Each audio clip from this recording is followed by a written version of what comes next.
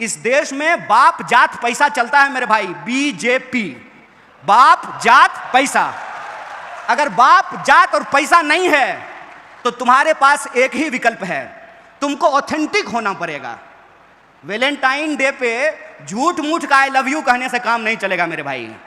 अगर प्यार करते हो तो तुम्हारे दिल में प्यार हो, और वो प्यार ऐसा हो कि वो इंसान तुमको मिले ना मिले तुम ही प्यार बन जाओ, ऐसा जज्बा तुम्हारे अंदर होना पड़ेगा।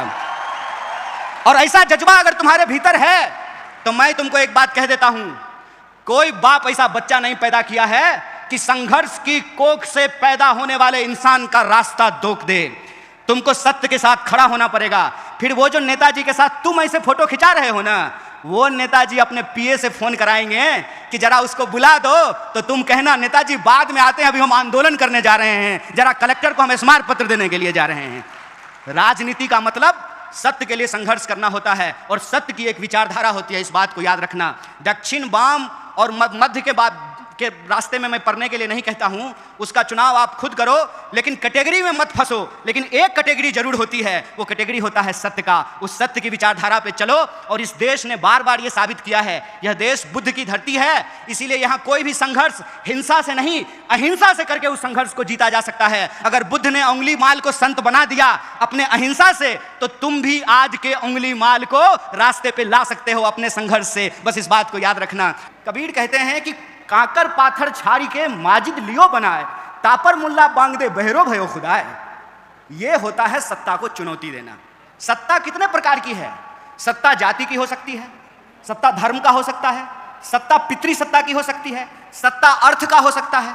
कहते हैं ना कि ये दुनिया है काला बाजार की, पैसा बोलता है, पैसे से हर चीज खरीदा जा रहा है।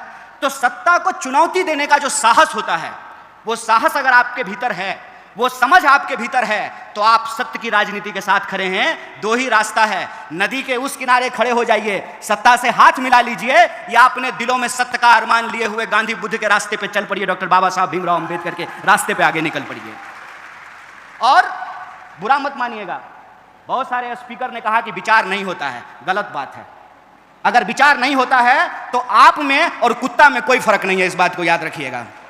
विचार होता है, विचार के बिना आपके भीतर प्रश्न पूछने की क्षमता नहीं आती है, सत्य को चुनौती देने की क्षमता नहीं आती है, सत्ता से टकराने की साहस आपको नहीं होता है। विचार होता है, नजरिया होता है, तभी आपको नजर आता है। चलिए हमारे साथ ताजमहल, ताजमहल हमारे साथ देखने चलिए, आपको खूबसूरती दिखाई देगी, हमको दिखाई देगा कि बड़े मजदूरों का शोषण किया गया, उसको पेमेंट नहीं किया गया, उसको वेज नहीं दिया गया है। एक ही चीज है, उसको आप किस नजरिए से देखते हैं, ये नजरिए पर निर्भर करता है। और मुझे बताइए, गन्ने को यदि चना कहने लगे तो चने गन्ने जैसा स्वाद तो नहीं देने लगेगा ना।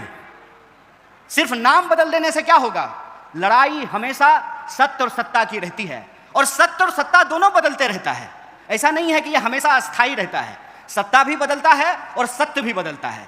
सत्ता का परिवर्तन भी होते रहता है, उसके अनुसार सत्य का भी परिवर्तन होते रहता है। और हम किस काल खंड में पैदा हुए हैं, इससे हमारी विचारधारा तय होती है। जैसे एग्जाम आप देखिए करवा चौथ को चलनी लेकर के, आप देखिए ईद पर चांद को, लेकिन जब एग्जाम होगा यूपीएससी का और पूछा जाएगा कि चंद्रग्रहण कैसे लगता है, तो ये लिख करके आइएगा कि केतु और राहु की वजह से होता है, तो एग्जाम में आप फेल हो जाइएगा। इस बात को याद रखिएगा। विज्ञान से पहले तर्क है, और तर्क की अगर आप बात करेंगे तो इस देश में तर्क रहा है, और तर्क ने हर प्रकार की सत्ता को चुनौती दिया है। वही कबीर जो लिखते हैं कि काकर पातर छाड़ी के माजिद लियो बनाए, तापड़ मुल्ला बांग दे बहरो भयो खुदाए। वही कबीर लिखते हैं कि पाथर पूजे हरि मिले तो मैं पूजूं पहाड़। वही कबीर लिखते हैं, वही नानक लिखते हैं, वही बुद्ध लिखते हैं, वही इस देश के जन कवि लिखते हैं। और कवि दो तरह के होते हैं, इस बात को याद रखिएगा। जैसे मैं कहता हूं कि राजनीतिक व्यक्ति दो तरह का होता है, उसी तरह से कवि भी दो तरह के होते हैं। एक कवि वो होता है जो राजा के दरबार में बैठ करके राजा के लिए भजन गाता है, दूसरा कवि वो होता है जो जनता के बीच में जन संघर्षों का गीत गाता है। इसका चुनाव आपको करना है, इसका चुनाव आपको करना है कि आप किसके साथ खड़े हैं। लेकिन याद रखिएगा, किसी भी वस्तु को उठा करके जब आप फेंकते हैं तो ये उस वस्तु के वजन और उसके वॉल्यूम पर निर्भर करता है, उसके मास और वेट पर निर्भर करता है कि वो कितनी दूर जाएगा। आप सामाजिक व्यवस्था में, आर्थिक व्यवस्था में, सांस्कृतिक व्यवस्था में, राजनीतिक व्यवस्था में कहां खड़े हैं, वहीं से आपका विचार तय होता है। अगर आप शोषित वर्ग से आते हैं तो आप शोषण के खिलाफ अपनी आवाज को मुखरता से बोलेंगे, क्योंकि याद रखिएगा, होमो सेपियंस होने की बुनियादी जरूरत यह है कि अगर हम रोते नहीं हैं तो हमारी माँ को भी नहीं पता चलता है कि हमको भूख लगी है, वो हमको दूध नहीं पिला पाती है। हमारा इतिहास क्या है, हमारा धर्म क्या है, हमारी संस्कृति क्या है, हमारा दर्शन क्या है, हमारा तर्क क्या है और हमारा विज्ञान कहाँ जा रहा है, इसका मूल्यांकन करना बहुत जरूरी है। और अगर आप इस देश का नेतृत्व करना चाहते हैं तो इस बात को याद रखिएगा कि आपके भीतर विज्ञान की भी समझ होनी पड़ेगी। अगर आपके पास विज्ञान का समझ नहीं है तो संसद में बैठ करके आप कौन सा पॉलिसी बनाएगा, हमको बता दीजिए। जो फिजिक्स पढ़ा ही नहीं है, जिसको मालूम ही नहीं है कि न्यूटन के फिजिक्स में, आइंस्टाइन के फिजिक्स में और क्वांटम फिजिक्स में क्या डिफरेंस है, उसको नैनो टेक्नोलॉजी नहीं पता चलेगा, उसको एआई नहीं पता चलेगा, इंजन का डिसइंटीग्रेशन कैसे हो रहा है उसको नहीं पता चलेगा। इसीलिए पर्यावरण को बचाने के लिए जो नीतियां बनानी है वो नीतियां वो नहीं बना पाएगा। इसीलिए वो इकोलॉजी के सवाल को अपने पॉलिटिक्स में शामिल नहीं कर सकता है। इसीलिए एक अगर आप राजनेता होना चाहते हैं तो सबसे पहले आपके भीतर तर्कपूर्ण वैज्ञानिक दृष्टिकोण होना चाहिए, और दूसरा आपको इतिहास की समझ होनी चाहिए। अगर आपको इतिहास की समझ है तो आप यह बात बखूबी समझते हैं कि राजा आपस में लड़ते थे, जनता नहीं लड़ती थी। राजा के हार या जीत जाने से जनता का भला नहीं होता था। जनता का भला आपको मालूम है कब हुआ?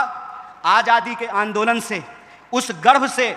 अगर आप इस देश में सत्य की राजनीति का इतिहास ढूंढ करके निकालेंगे तो आपको पता चलेगा कि इस देश में theory of emancipation against the establishment 3 तरह की धाराएं आपको देखने को मिलेगी। पहली धारा बहुजनवादी धारा है, जिसमें आप फूले का नाम ले सकते हैं, जिसमें आप संभाजी महाराज का नाम, साहू जी महाराज का नाम, डॉक्टर बाबा साहब भीमराव अंबेडकर का नाम, बिरसा का नाम, तमाम सिद्धो कानों का इतिहास जो है आप उसके अंतर्गत देख सकते हैं। दूसरी जो धारा है वो है समाजवादी धारा, जिसमें आप तमाम समाजवादी नेताओं के रोल को देख सकते हैं, उनके कंट्रीब्यूशन को नेशन बिल्डिंग में देख सकते हैं। और तीसरा है साम्यवादी धारा। अगर ये तीनों धाराएं नहीं होती उस स्वतंत्रता आंदोलन के गर्भ में, तो जब देश आजाद हुआ 1947 में, तो कॉन्ट्रैक्ट के तहत भारत का संविधान इस देश की सर्वस्व जनता को स्वीकार नहीं होता। और एक जनता मतलब एक वोट, मतलब जो हवाई जहाज से उड़ेगा उसका भी वोट एक, और जो पैदल चलेगा उसका भी वोट एक होगा। यह सुनिश्चित किया गया है इस देश के संविधान से। देखिए, हमारे हाथ में हो, किसी व्यक्ति के हाथ में हो, तो वो रोशनी का गलत विभाजन कर सकता है, वो रोशनी का गलत वितरण कर सकता है। लेकिन अगर सोशल कॉन्ट्रैक्ट के तहत यह बात स्वीकार की गई है कि हर अंधेरे कोने में रोशनी फैलाई जाएगी, तो उसी आधार पर भारतीय व्यवस्था का निर्माण किया जाएगा। और जब देश 47 में आजाद हुआ, संविधान सभा का गठन हुआ, 50 में जब संविधान लागू हुआ, तो आपको मालूम होना चाहिए कि इस देश में जाति व्यवस्था के खिलाफ जो हजारों साल का संघर्ष था, उसको एक जीत हासिल हुई, उसको एक मुकाम हासिल हुआ, और पहली बार ब्राह्मण और दलित को बराबर को वोट देने का अधिकार मिला। यह इस देश के संविधान से संभव हो पाया है। हमारी बहनें यहाँ बैठ करके शानदार भाषण दी हैं। मैं अपनी बहनों को बस एक बात कहना चाहता हूँ, मेरी प्यारी बहनों, तुमको इस देश में वंश के नाम पर पेट में मार दिया जाता था, इस बात को याद रखना। तुमको पेट में मार दिया जाता था और तुमको अपने ही बाप को मुखाग्नि देने का अधिकार नहीं था, अपनी ही माँ की चिता पे शामिल होने का तुमको अधिकार नहीं था। अगर तुम्हारा पति मर जाए तो तुमको जिंदा जला दिया जाता था, इस बात को याद रखना, क्योंकि तुमको जीने का अधिकार नहीं है, तुम विधवा हो चुकी हो। ये तमाम कानून इस देश में बदले गए और महिलाओं को भी पढ़ने का अधिकार मिले। उसके लिए सावित्रीबाई फूले ने संघर्ष किया और महिलाओं को पढ़ाया। और जब आज महिलाएं पढ़ी हैं तो उसका नतीजा है कि वो पढ़ा भी नहीं है और पढ़ भी नहीं है और मंच पे खड़ा होकर के आज भाषण दे रही हैं। इस बात को याद रखना कि इस देश का इतिहास, अगर उसमें शोषण है तो उस शोषण के खिलाफ संघर्ष का भी इतिहास है, और इसी देश में महिलाओं ने भी एक से एक संघर्ष किए हैं। इसीलिए मेरा आप सबसे निवेदन करना है कि अगर आप राजनीति में आना चाहते हैं तो आप तय कीजिए कि आप सत्य के साथ खड़े हैं कि सत्ता के साथ खड़े हैं। अगर आप सत्य के साथ खड़े हैं तो आपको सत्य के लिए संघर्ष करना पड़ेगा, और जब आप सत्य के लिए संघर्ष करेंगे तो इस बात को याद रखिएगा कि आपके भीतर विज्ञान की भी समझ हो, इतिहास की भी समझ हो, दर्शन की भी समझ हो, और इस देश में समाज में रहने के लिए जो व्यवहारिकता है उस व्यवहारिकता की भी हमको समझदारी हो। लेकिन व्यवहारिकता का मतलब ये मत समझना दोस्त, आजकल युवा नेता क्या करते हैं, मोबाइल लेते हैं और किसी दोस्त को पकड़ा देते हैं।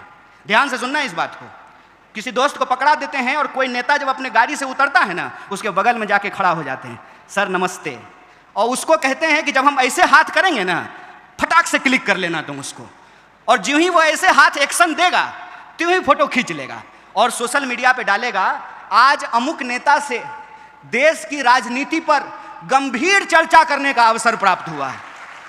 हाथ जोड़ करके कहते हैं भाई ये मत करना, ये मत करना, ये याद रखना कि तुम्हारी राजनीति क्या है।